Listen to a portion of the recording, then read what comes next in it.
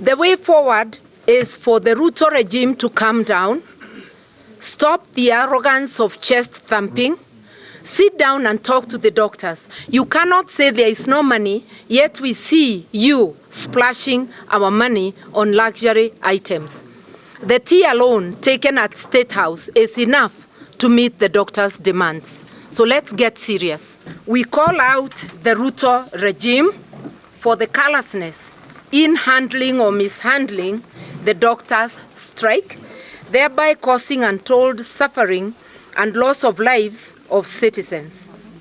At the heart of the strike is the plight of intern doctors who are being left to stay unposted and unemployed for over a year and in some extreme cases for 7 years. It's happening when our health facilities are seriously understaffed. In other words, we really need the services of the interns who have now not been posted. It's also happening when our health facilities are ill-equipped.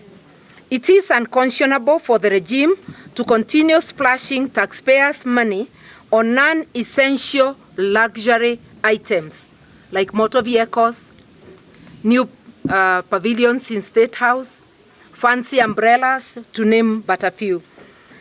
Of citizens do not matter to this regime, and that their priority is their own comfort and that of a select few.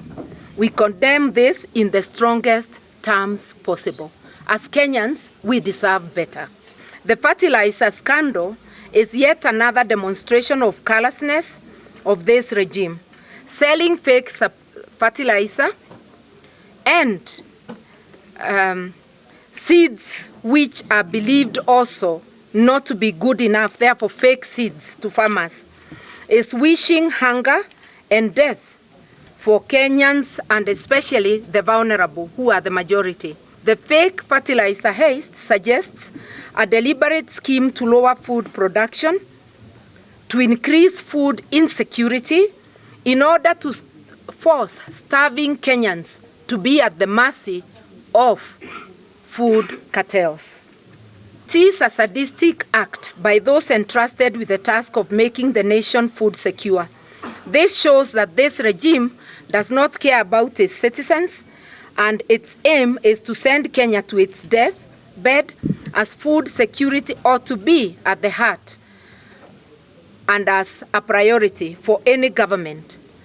Do we deserve this as Kenyans? That's the question we must ask ourselves. That thousands of families in the Dabibi farm within Naivasha can be dispossessed and face imminent eviction without a word from the regime is surprising, as it is sad. We are staring at the making of a humanitarian crisis of great proportions. Alas, for the Dabibi, it is Ruto himself who is said to be the buyer in quotes, of the 5,000 acres from a Mr. Kipkulei. The curious questions that beg for answers are, when did Ruto acquire this land? How much did he pay? What was his source of money? Because hatujui kama ako na shamba ya pesa. We just want to know that he was a bona fide purchaser. So what was his source of money? Did his due diligence inform him that there were over 40,000 families living on the farm? Because that is something that is known to any member of the public.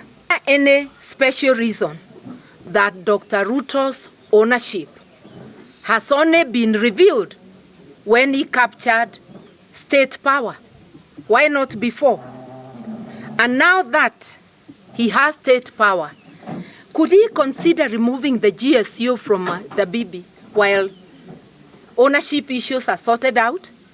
Otherwise, it appears that there is high-handedness when the man sitting at the helm of the state is unleashing GSU on hapless citizens who are also waiving title deeds. He tells us he has title, but so do the people living in the Dabibi. How will it be arbitrated when he is using state power to drive these people away and to make them fear. The Dabibi issue, we are hot on the heels because these are Kenyans, these are Nakuru people that are being displaced. So we really welcome Her Excellency to take over the matter so that we arbitrate on that issue. About the cost of living, people are on their knees. That is the truth. And as Nakuru people, we are very, very unhappy. And we are calling out on this regime that we are not going to allow that one to happen. As has been well and ably articulated, we have the power to recall. We even don't think that the 5 years will come to an end. We really want to recall this government because it has oppressed the common mananchi.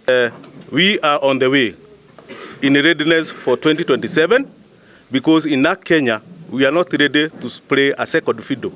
We are playing the first 11, and we are going to present, as we have declared here in Naivasha, that we are going to have candidates at all levels, from president, governor, senators, women rep, MPs, and also MCAs. So be ready for us, other counties.